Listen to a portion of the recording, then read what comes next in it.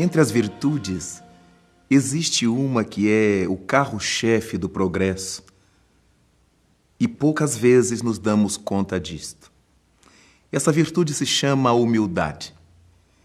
Lamentavelmente, a humildade entrou nesse carreiro de má interpretação, do mesmo modo que as pessoas interpretam mal o amor, a paz, caridade, fraternidade.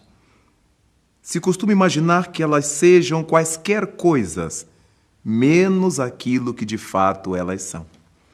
A humildade não escapou desse trajeto da má interpretação.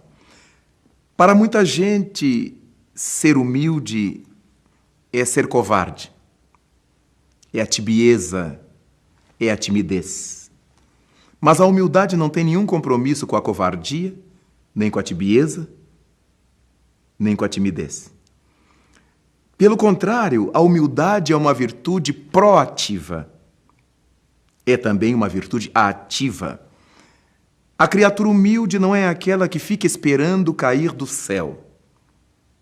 Quieta, parada, que não fala, que não reclama, que não chama atenção, que não se levanta. Não, a humildade não. A humildade é exatamente aquela que esclarece, que orienta, que ilumina, que diz sim, que diz não, sem faltar com a verdade, sem faltar com o amor.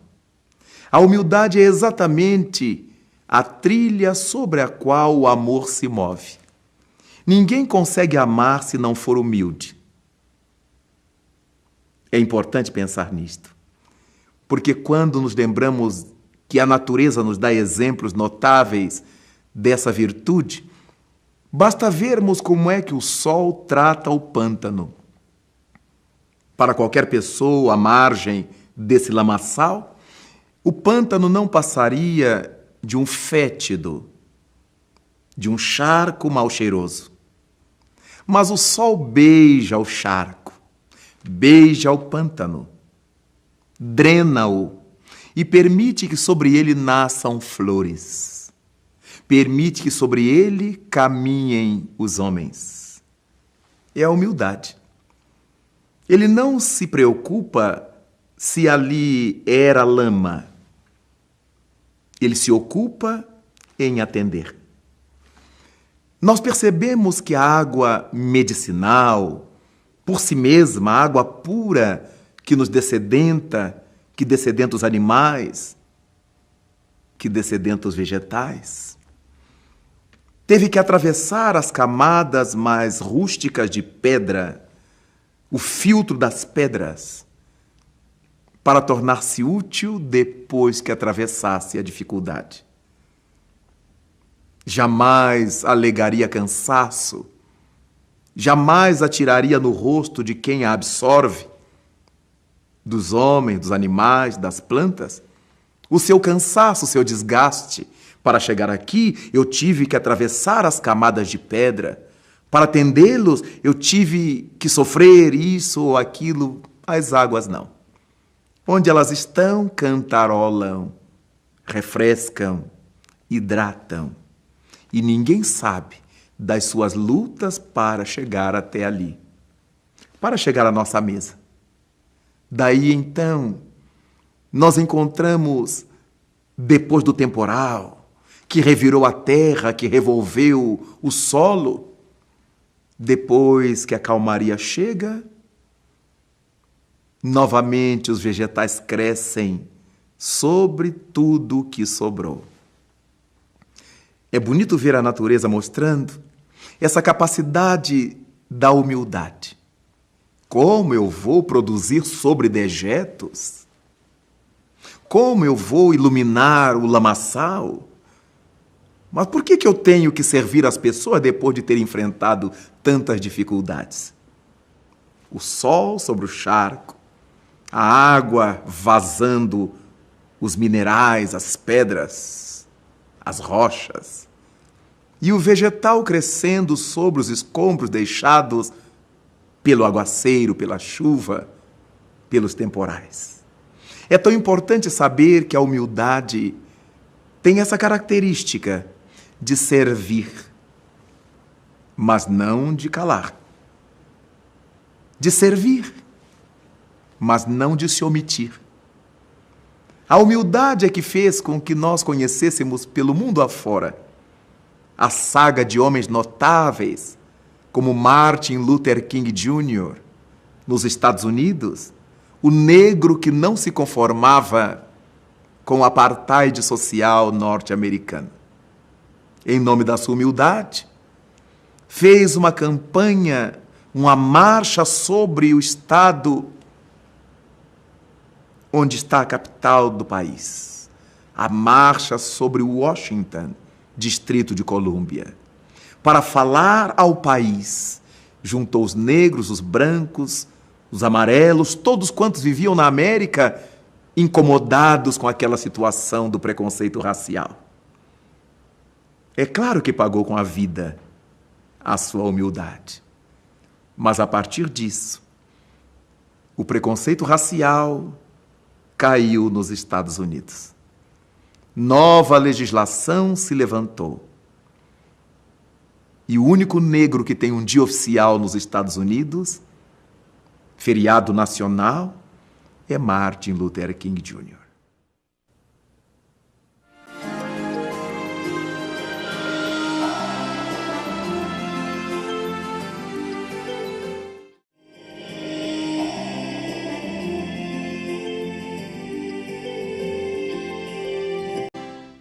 A partir de Martin Luther King Jr., com essa movimentação nos Estados Unidos, se pôde pensar num gesto de humildade e de grandeza.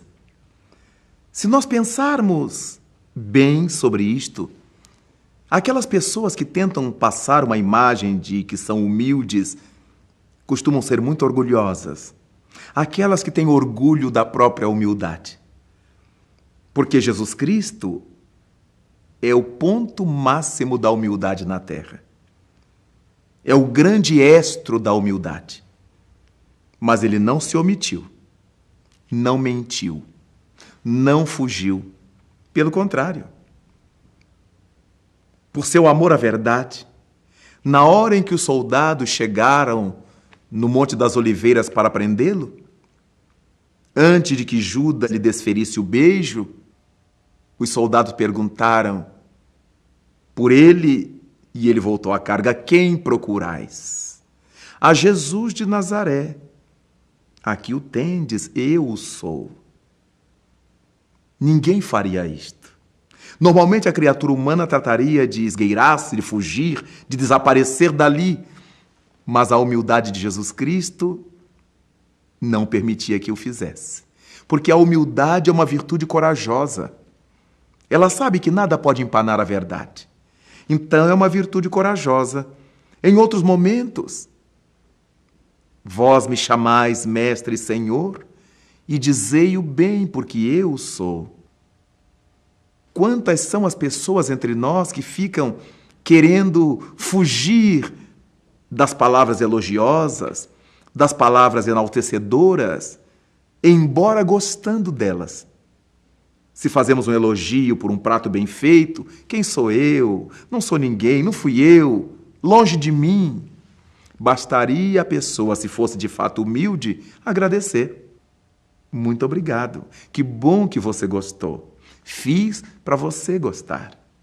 E isso é um gesto de humildade. Qual é a cozinheira que cozinha para que ninguém goste da sua comida?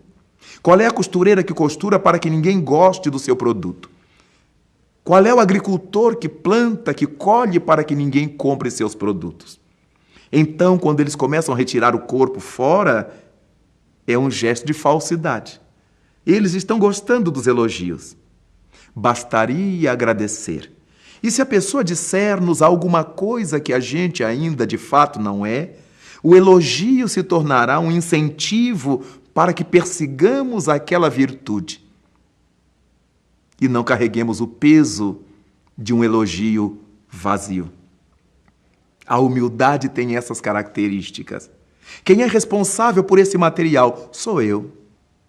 Quem foi que fez esse quadro lindo? Fui eu. E se a pessoa nos cobrir de elogios e nós saibamos que não é tanto assim, aprendi com os imortais a dedicar a Jesus Cristo todos os aplausos, todos os elogios, todas as palavras entusiásticas, porque é Ele o nosso estro, o nosso mestre e a nossa inspiração. A humildade, então, é uma atitude que se tem diante da vida. Toda criatura que trabalha honestamente para ganhar seu pão diário é uma pessoa humilde. Se ela não fosse uma pessoa humilde, estaria querendo explorar alguém para ganhar por ela.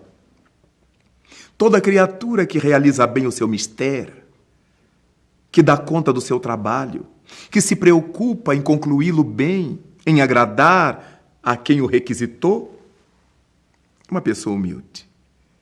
Porque gostaria de que os outros levassem uma boa imagem e gostassem do seu trabalho. Quantas foram as vezes em que Jesus Cristo se manifestou assumindo posições. Eu sou o médico das almas. Eu sou o caminho.